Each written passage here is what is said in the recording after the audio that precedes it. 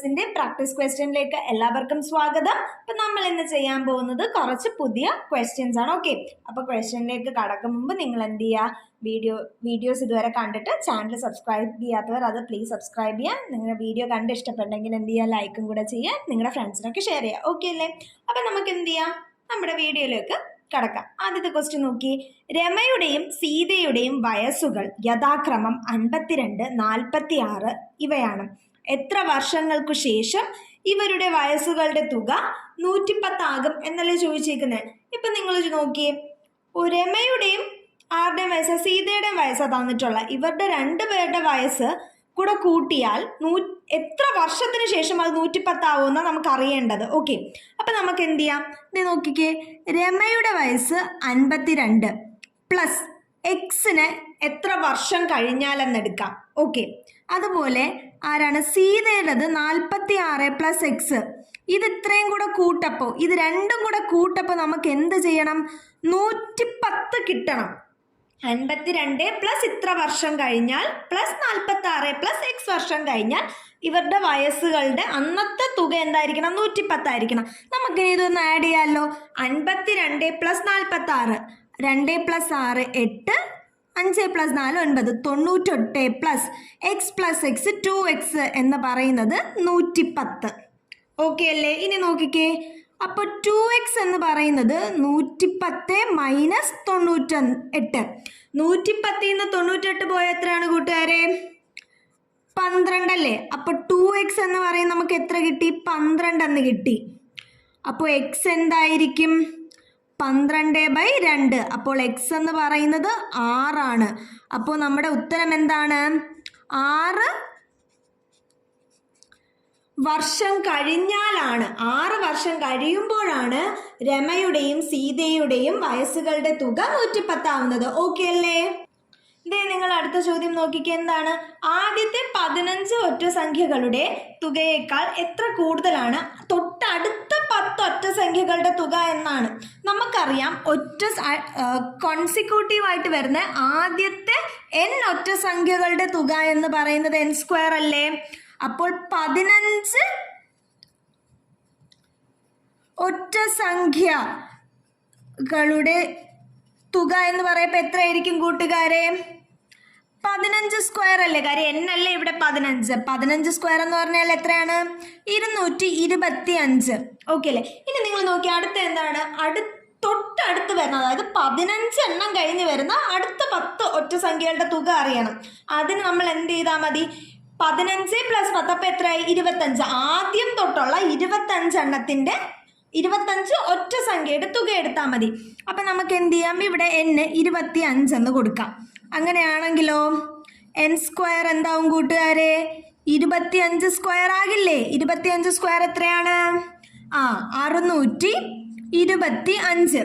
ഈ 625 എന്ന് പറയുന്നത് എത്ര സംഖ്യകളുടെ തുകയാണ്? 25 ഒറ്റ സംഖ്യകളുടെ. അതിൽ നിന്ന് 15 ഒറ്റ സംഖ്യകൾ നമുക്ക് കിട്ടിയില്ലേ? അപ്പോൾ ഈ 625 മൈനസ് 225 കുറച്ചാൽ നമുക്ക് എത്ര കിട്ടും? 400 കിട്ടും. ഈ 400 എന്ന് പറയുന്നത് എന്താണ്? 10 ഒറ്റ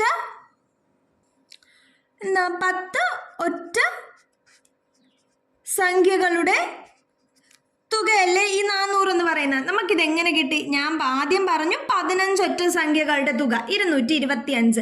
അത് കഴിഞ്ഞ് പറഞ്ഞു തൊട്ടടുത്ത് 15 കഴിഞ്ഞ് വരുന്ന തൊട്ടടുത്ത 10 ഒറ്റ സംഖ്യകളുടെ തുക കാണണം. അതിനു വേണ്ടി നമ്മൾ എന്തെടുത്തു? ഈ 10 പിന്നെ ആദ്യത്തൊന്നുള്ള 15 എണ്ണവും എടുത്തു. അപ്പം നമ്മൾ എന്ത് ചെയ്തു? 25 ഒറ്റ സംഖ്യകൾ. ആ 25 ഒറ്റ സംഖ്യകളുടെ തുകയല്ലേ 625.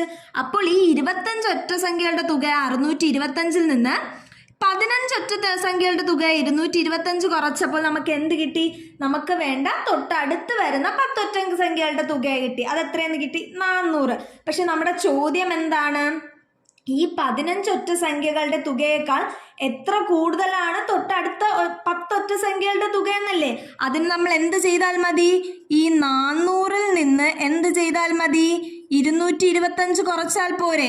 400 എന്ന് പറയുന്നത് തൊട്ടടുത്ത 10 ഒറ്റ സംഖ്യകളുടെ തുക, 225 എന്ന് പറയുന്നത് 15 ഒറ്റ സംഖ്യകളുടെ തുക. 400-ൽ നിന്ന് 225 കുറച്ചാൽ എത്ര കിട്ടും കൂട്ടുകാരെ? 175.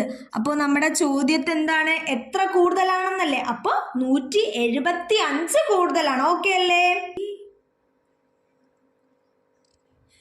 കൂട്ടുകാരെ, നിങ്ങളുടെ അടുത്ത ചോദ്യം നോക്കിക്കേ. എന്താണ്? 2:1 plus 2:2 plus 2:3 plus etcetera plus 2:99 ഒറ്റ സംഖ്യയുടെ സ്ഥാനത്തെ അക്കം എന്തെന്നല്ലേ ചോദിച്ചേക്കുന്നത്? കൂട്ടുകാരെ, നിങ്ങളുടെ അടുത്ത ചോദ്യം നോക്കി. എന്താണ്? 2:1 plus 2:2 plus 2:3 plus etcetera up to 2:99 ഒറ്റയുടെ സ്ഥാനത്തെ അക്കം എത്ര എന്നല്ലേ ചോദ്യം. നിങ്ങൾ നോക്കിയേ, 2:1 ആണെങ്കിൽ ഒറ്റയുടെ സ്ഥാനത്ത് എന്ത് വരും?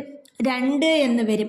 അതുപോലെ 2:1 പ്ലസ് 2:2 ആണെങ്കിലോ 2 പ്ലസ് 4 6. അപ്പോൾ ഒറ്റയുടെ സ്ഥാനത്ത് 6 എന്ന് വരും.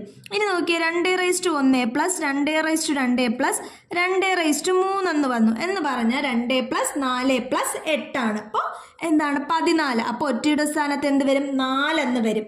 അതുപോലെ അടുത്ത 2:1 പ്ലസ് 2:3 പ്ലസ് 2:3 പ്ലസ് 2:4 എന്ന് പറയുമ്പോൾ 30 ആണ് അതിൻ്റെ സമ്മ്. അപ്പോൾ ഒറ്റയുടെ സ്ഥാനത്ത് എന്ത് വരും? 0 വരും. നിങ്ങൾ ഇനി ശ്രദ്ധിച്ചേ, ഈ 2, 6, 4, 0 എന്ന് പറയുന്നത് യഥാക്രമത്തിൽ ഇതേ ഓർഡറിൽ തന്നെ ഇനി അങ്ങോട്ട് നമ്മൾ 2ന്റെ പവേഴ്സ് തമ്മിൽ ആഡ് ചെയ്ത് പോകുമ്പോൾ റിപ്പീറ്റ് ചെയ്ത് വരും. അങ്ങനെ വെച്ചാൽ 2, 6, 4, 0, 2, 6, 4, 0 അങ്ങനെയാണ് റിപ്പീറ്റ് ചെയ്ത് വരുന്നത്. ഇപ്പോൾ ഇത് എത്ര ഡിജിറ്റ് ആണ് റിപ്പീറ്റ് ചെയ്യുന്നത്? 4 ഡിജിറ്റ് അല്ലേ? അപ്പം നമ്മൾ എന്ത് ചെയ്യും? ഈ 99നെ 4 കൊണ്ട് ഡിവൈഡ് ചെയ്യും. ഓക്കെ, 9 4 2 വട്ടം 8 ശിഷ്ടം 1 19. ഓക്കെ അല്ലേ? 4 4 16. അപ്പോൾ 24 16 ശിഷ്ടം 3. നമുക്ക് റിമൈൻഡർ 3 അല്ലേ വന്നേക്കുന്നത്? റിമൈൻഡർ 3 ആണെങ്കിൽ യൂണിറ്റ് പ്ലേസിൽ ഏതായിരിക്കും കൂട്ടുകാരെ? 4 ആയിരിക്കും ഒറ്റയുടെ സ്ഥാനത്ത്. അപ്പോൾ എന്താണ്? റിമൈൻഡർ 1 വന്നാൽ ഒറ്റയുടെ സ്ഥാനത്ത് 2 ആയിരിക്കും. റിമൈൻഡർ 2 വന്നാൽ ഒറ്റയുടെ സ്ഥാനത്ത് 6 ആയിരിക്കും. റിമൈൻഡർ 3 വന്നാൽ ഒറ്റയുടെ സ്ഥാനത്ത് 4 ആയിരിക്കും. റിമൈൻഡർ 0 വന്നാൽ 4 കൊണ്ട് ചെയ്യുമ്പോൾ കംപ്ലീറ്റ്ലി ഡിവിസിബിൾ ആയിട്ട് 0 വന്നാൽ എന്ത് കിട്ടും? 4 കൊണ്ട് ചെയ്യുമ്പോൾ അപ്പോൾ 0 വരും. അപ്പോൾ റിമൈൻഡർ എന്തായിരിക്കും? 0 വരും. ഓക്കെ അല്ലേ? അപ്പോൾ നമ്മുടെ ചോദ്യത്തിൻ്റെ ഉത്തരം എന്താണ്? ഇപ്പോൾ ഒറ്റയുടെ സ്ഥാനം നമുക്ക് റിമൈൻഡർ 3 വന്നപ്പോൾ എത്രയാണ് കൂട്ടുകാരെ കിട്ടിയത്? 4 ആണ് യൂണിറ്റ് പ്ലേസിൽ. അപ്പോൾ എങ്ങനെയാണ്? 1 വന്നാൽ 2, 2 റിമൈൻഡർ വന്നാൽ 6, 3 റിമൈൻഡർ വന്നാൽ 4, 0 റിമൈൻഡർ വന്നാലോ ഒറ്റയുടെ സ്ഥാനത്ത് 0. ഓക്കെ അല്ലേ? കൂട്ടുകാരെ, നിങ്ങളുടെ അടുത്ത ചോദ്യം നോക്കിയേ. എന്താണ്? ഒരു ചതുരക്കട്ടയുടെ ഭാരം അതിൻ്റെ 3/5 ഭാരത്തേക്കാൾ 800 ഗ്രാം കൂടുതലാണ് എങ്കിൽ ചതുരക്കട്ടയുടെ ഭാരം എത്ര എന്നാണ്. അപ്പം ഞാൻ എന്ത് ചെയ്തു? ഈ ചതുരക്കട്ടയുടെ ഭാരത്തിനെ x ഗ്രാം എന്ന് വിളിച്ചു. അപ്പം ഇവർ പറയുന്നത് എന്താണ്? ചതുരക്കട്ടയുടെ ഭാരം, അതായത് x എന്ന് പറയുന്നത് ഇതിൻ്റെ എന്താണ് 3/5നേക്കാൾ 800 കൂടുതലാണ്. ഒരു എക്സിൻ്റെ 3/5 എന്ന് പറയുമ്പോൾ എന്താണ്? 3/5x. പിന്നെന്താണ്? 800 കൂടുതൽ എന്നാൽ 800 പ്ലസ് 800. ഓക്കെ അല്ലേ? ഇനി എൻ്റെ റൈറ്റ് സൈഡിൽ കിടക്കുന്ന 3/5xനെ ഞാൻ എൻ്റെ ലെഫ്റ്റ് സൈഡിലോട്ട് കൊണ്ടുവന്നു. അപ്പോൾ പോസിറ്റീവ് 3/5x നെഗറ്റീവ് 3/5x ആയി. അപ്പോൾ എന്താണ്? x മൈനസ് 3/5x എന്ന് പറയുന്നത് എന്തായി? 800 ആയി. ഓക്കെ അല്ലേ? ഇനി ഇതിൻ്റെ ഡിനോമിനേറ്ററുകൾ സെയിം ആക്കണം.